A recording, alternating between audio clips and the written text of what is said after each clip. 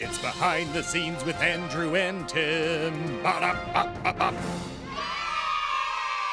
Welcome to Behind the Scenes if you're watching this. The fucking Wisconsin governors basically made funding education for 400 years. Fuck yeah. Dude, how they did that was so hilarious. Like you can't like cross out individual words because someone was able to like use that to make a new sentence. Like they were able to cross out like and change the whole meaning of a bill. Okay, fine. Like I get that. And both people can use it to the advantage, but they got rid of it. But the governor realized, well, they didn't say anything about numbers, so took 2024-25, cut out 20, cut out the dash, and made it 20. It's a pro gamer move. Oh my god, yeah, dude. Oh it's man, a pro that gamer was move. Hilarious. Wisconsin, has historically done that shit for the past like 100 years with their line item veto. So like, so insane. Both parties do it, so why not? I'm very much the opinion, like, if they're gonna do it, we can't say no. Yeah, no, exactly. Like, just fucking do it. I just that was just so like baller versus like, and then I think Pennsylvania did kind of the same thing. It was like a healthcare bill that it was something along the lines where he got the Republicans to pass some bill that they wanted, but then like he was like kind of misleading them the whole time, and then went ahead and like line vetoed a whole bunch of shit to make it the bill that he wanted, and then now it's I guess passed. I don't know if they have to. I don't think you have to go back through the House for that, but I'm sure every state's different. But yeah, that was some fucking hilarious shit.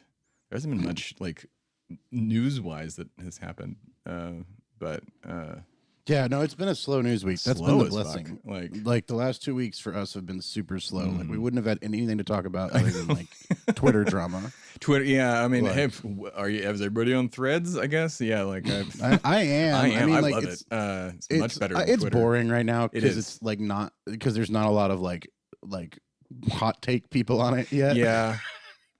But watching which is Elon what the cool thing it. about Twitter was watching people go insane, like, and say crazy shit. Like that's the best thing about Twitter is like watching someone be like, "This is why it's okay to cheat on your partner." A thread, and, and you're like, "What the fuck?" They're like, "This is why I drink breast milk at 44," and it's like, "What the hell? Why are you telling the world this?" Oh my god, no. Yeah. Well, now you can make those on Threads, which I'm excited.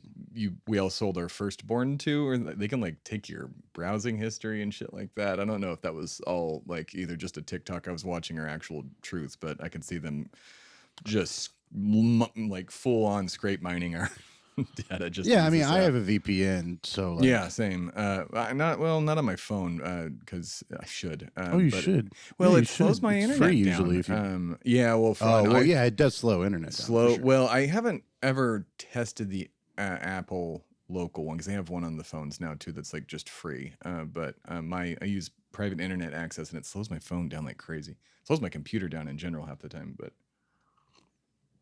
I hate VPNs, but they're necessary. I don't know. But yeah, that's all I've got on that. So behind the scenes, did. Bap. Okay.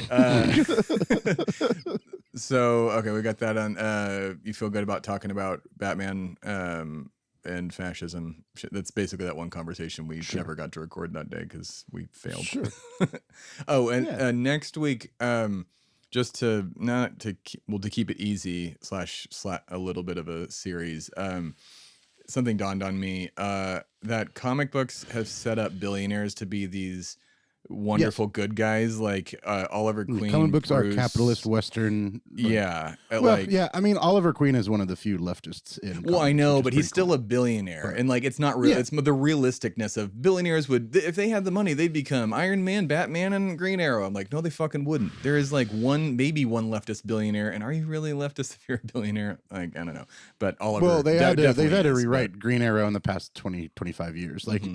Because of what happened, like with the left going the direction it went, and I mean, like I think, and we're having the conversation now, which we can have it later again. But but just like in comics Americana, I think in Americana, like billionaires weren't considered.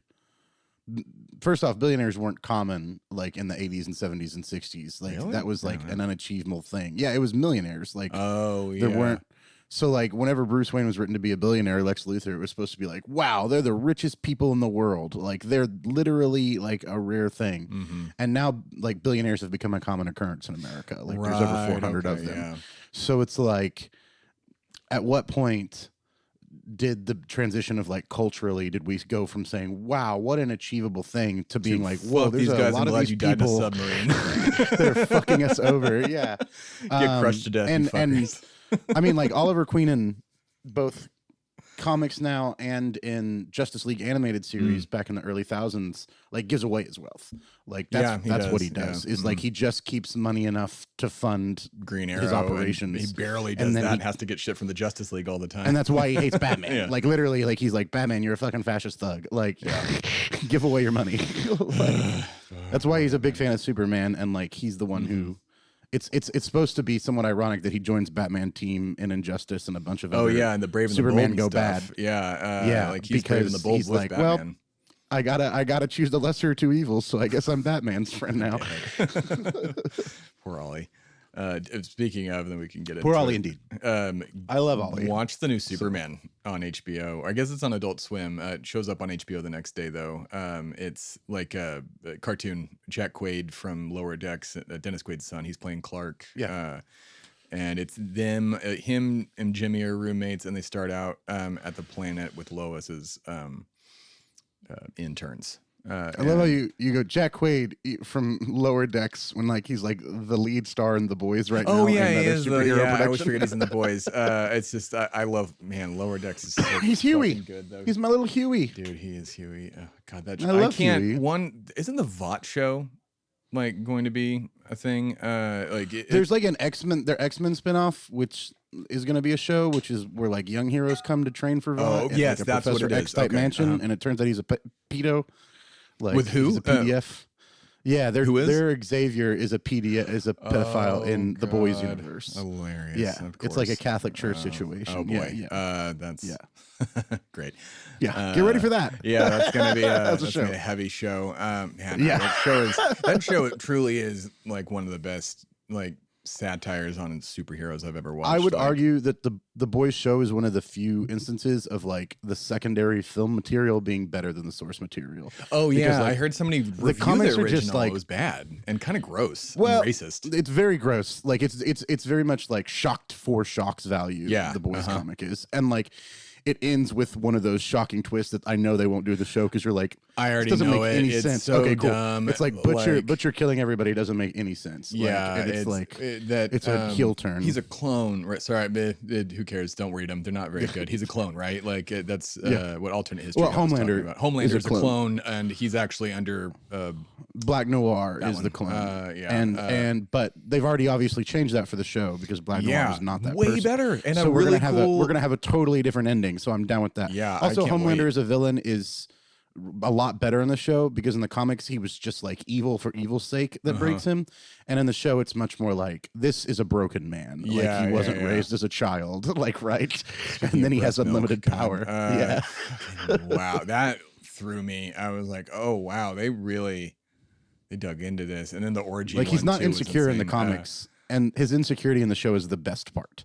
Like the fact that Homelander is like talking to himself in the mirror and like always thinks he's not good enough when he's alone is so great. And then he like cries and breaks down a lot of the time. And you're like, this man is mentally unstable and he can destroy a building. He could destroy the world pretty fast. Like if he want, like there was a scene which I know Superman's done the same thing where he makes his ray vision like in a beam, like a flat beam, like like I was saying Superman killed Doomsday that way, but like when I know it was in his head too, he was gonna like wipe out the people criticizing him, but like fuck, that's the mere fact that he could just literally he sweep says it away. to Starlight. He's like, first I'll hit all the communications in the military bases. Yeah, exactly. Then I'll take down the internet, and after that I'll just wipe New York off the map. And you're like, fuck. And me. the fact that be grateful that superheroes don't exist, because the fact that some rando writer just thought of that's the easiest way to take out everything if you were a Superman, like very quickly, basically laid it out on just a random Amazon Prime show. Like that's how you bring down the government if you're Superman. It's a great allegory for like American power, right? Like corporate power. Like that's what it is an allegory for. Like Homelander is like the oil industry. Like that's what they're trying to say is like they are willing to put your lives at risk in order to continue to make profit and keep up this facade through patriotism and through flashy like TV and movies and so propaganda. Just for sometimes for propaganda's sake, we gotta do an episode on propaganda. That shit is still exists and will always exist and will never not exist, and sometimes it's necessary. So, oops. Yeah, I was about to say propaganda is not a bad word. I mean, it's just that it's associated with bad propaganda. And like there's been a lot of very successful bad propaganda. I mean, we make propaganda. It's true. This is literally a propaganda show. Welcome to the propaganda hour. Welcome to the propaganda hour. We promise we're not trying to kill you. We're trying to make the world a better place. It's true. Yeah. One of us is a lobbyist. Figure out which one that is. Oh yeah. Speaking of, do we have to like declare that now if we talk about claimant issues that you're like full disclosure Andrew's a lobbyist for the claimant industry or claimant industry? What the fuck does that even mean? Yeah, exactly. I'm not working for a particular industry. I'm working for a cause-based program. Cool, so cool, no, cool. I don't think so. Right. And plus like I'm not actively pushing bills. Like I'm there to encourage them to be green. Like I'm there to encourage them to vote so you're for just all kind of being a normal person. my job is to reward them for voting how we already know they're gonna vote. Oh, okay, cool. With like dinners big like dinners and like meeting with their constituents and shit that are also our volunteers and like taking pictures. Like literally, they said the main event we're gonna need you to do is to throw a party for Senator Jean Shaheen next year. And I was like, okay, yeah, sounds great. So like. That's what I'm building to is like making a big ass party for the senator in spring. Party, like that's what I would have loved to have gone into events like just because it's just call and schedule things and then everybody does the rest. It's really easy. Yeah, like I mean like what I'm there for insurance is to take pictures so that donors continue to give us money, which they use to actually lobby during elections. Right. Like I'm not the one negotiating how much money we give them, right? Like I'm the one buttering them up when they talk to my boss's boss about how much money. Yeah, that works. I'm the guy on the ground who's like, hey, yeah, we're so happy to be working with you on this bill. Like, yeah, we love you. Yeah, you're my best friend, and I hate your guts. You fucking asshole. Yeah, it's so great that you have like 1/100th of the most powerful people in the world. It's so cool. Don't fuck our country up. You fucking fuck. Thanks. Appreciate it. What'd you just call me? A fucking fuck. Yeah, you go. Okay. Oh God! I mean, like I was very polite to Lindsey Graham when I met him 10 years ago, and I will not do it again. Yeah. So I had like hope at the for that time guy.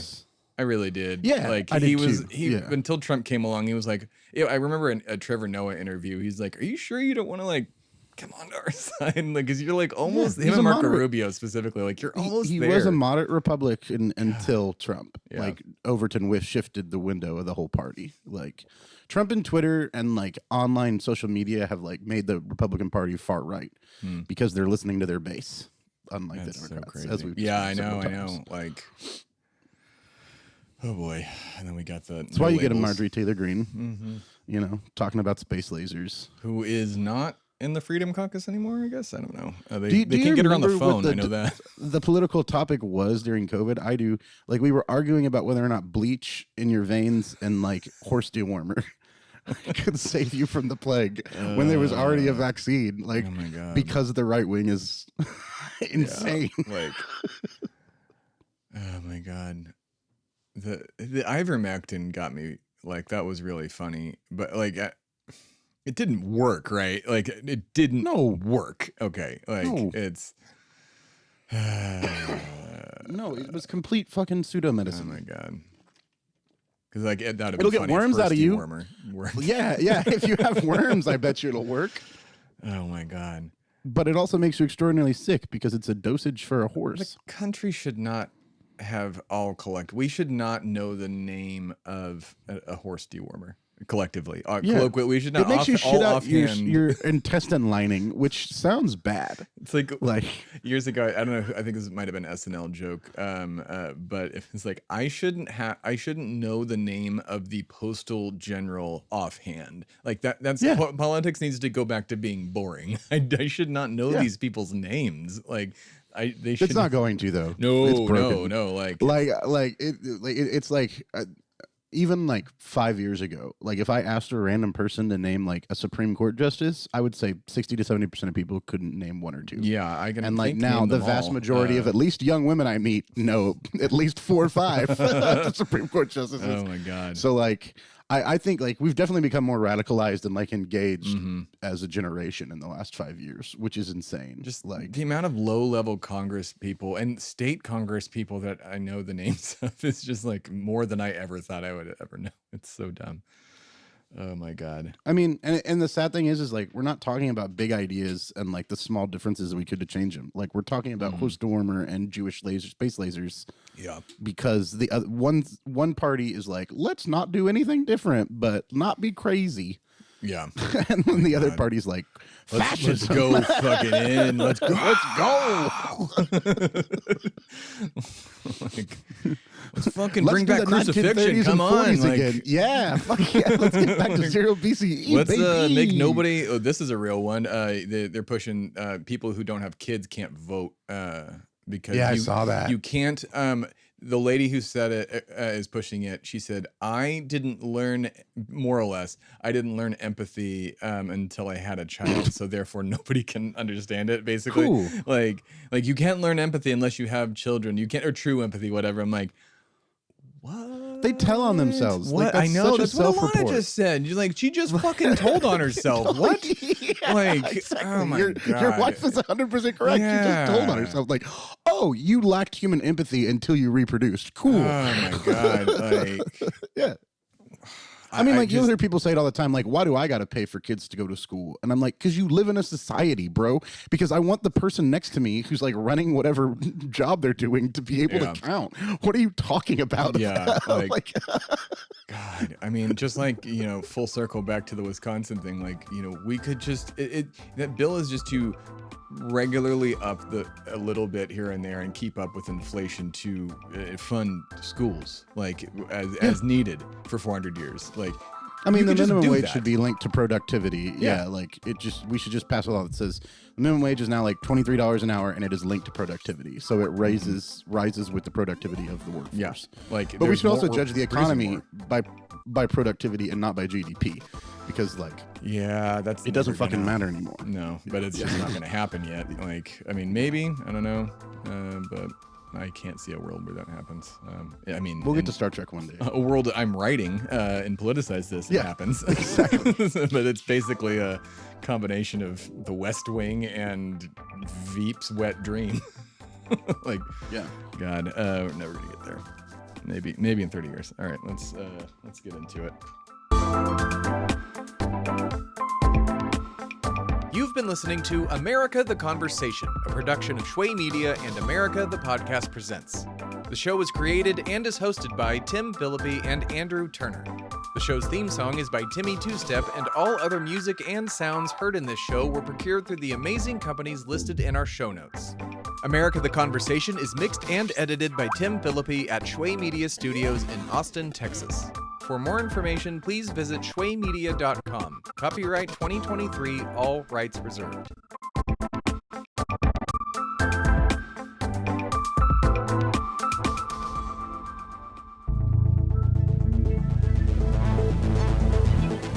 This has been a production of Shway Media, all rights reserved. For more information, please visit shwaymedia.com.